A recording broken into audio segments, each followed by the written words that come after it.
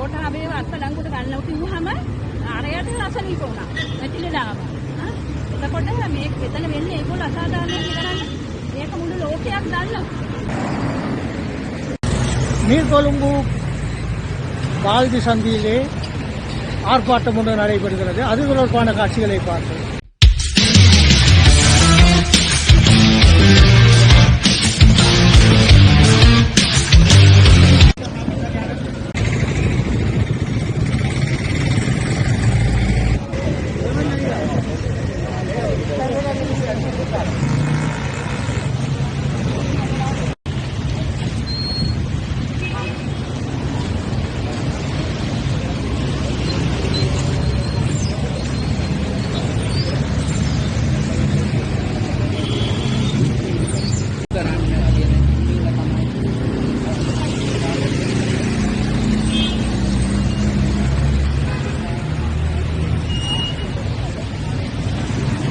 நீர்கொழும்பு கட்டுவப்பிட்டிய சந்தியில் பால்தி சந்தியில் இங்கே இந்த காலை வேளையிலே ஒரு ஆர்ப்பாட்டம் நடைபெற்றுக் கொண்டிருக்கிறது.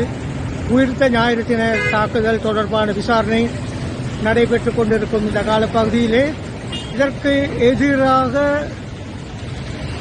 சிலர் நடவடிக்கை எடுத்து வருகின்றனர். இந்த விசாரணையை தடுக்கும் வகையிலும் அதற்கு இடையூறு ஏற்படும் வகையிலும் சிலர் கொழும்பிலும் சத்தியாகிரகத்தில் ஈடுபட்டனர். இதுபோன்று பல பிரச்சனைகள் இருக்கின்றன. இதற்கு எதிர்ப்பு தெரிவித்து, அதாவது உயிர்த்த ஞாயிறு தின தாக்குதலுக்கு இடையூறு ஏற்படுத்தக்கூடாது என்று வற்புறுத்தி நீர்கொழும்பு பால்தி சந்தியிலே ஒரு ஆர்ப்பாட்டம் நடைபெறுகிறது. ஆர்ப்பாட்டத்தில் ஈடுபட்டுக் கொண்டிருப்பவர்கள் ஸ்லோக அட்டைகளை ஏந்தி அமைதியான முறையில் ஆர்ப்பாட்டத்தில் ஈடுபட்டுள்ளனர்.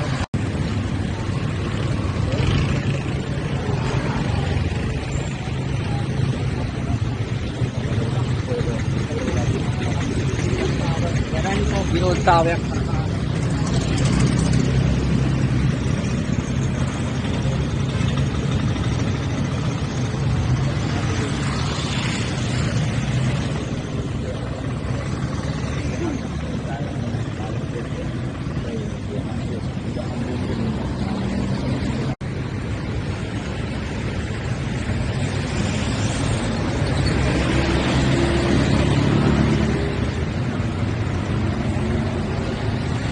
என் பேர் வசந்த்.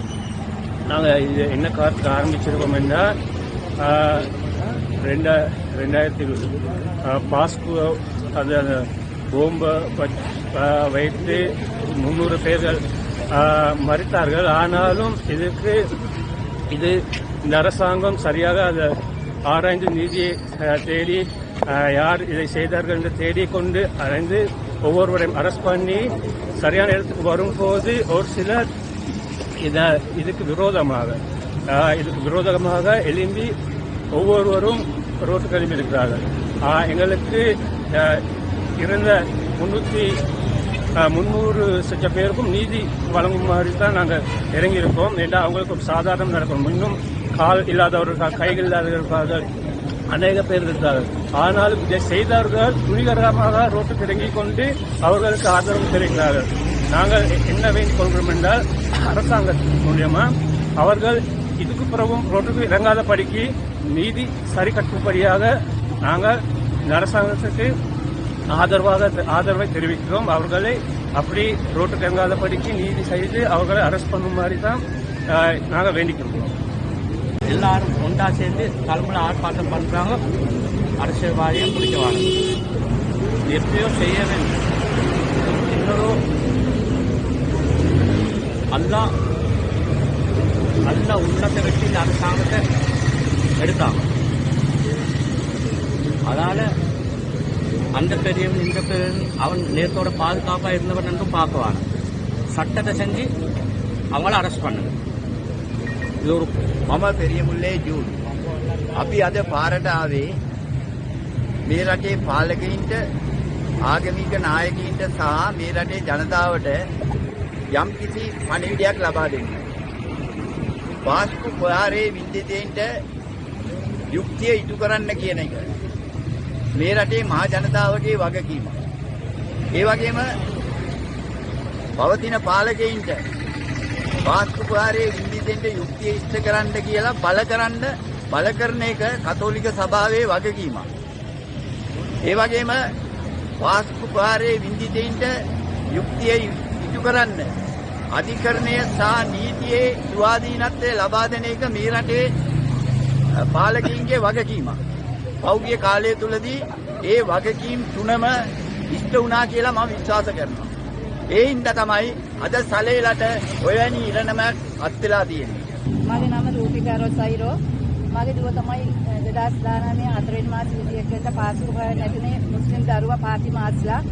ඉතින් මගේ දරුවා වෙනුවෙන් තමයි මම මේ නිහඬ විරෝධතාවයට ආවේ. මොකද අපිට මේ යන ක්‍රමය හරියන්නේ නැහැ. මොකද යන ක්‍රමය හරියන්නේ නැහැ කියන්නේ හැම කෙනාටම මේ කරන යන දෙයට කිසිම බාධාවක් කරන්න එපා. මොකද තමයි මේක ඉල්ලන්නේ. මොකද කවුරුත් දේශපාලනය කරන්නේ මේ මෙතනට ඇවිල්ලා තියෙන්නේ. මොකද මේ මම ආවේ මෙතන මගේ දරුවාගේ තියෙන අම්මා කෙනෙක් තියෙන කැක්කුමට.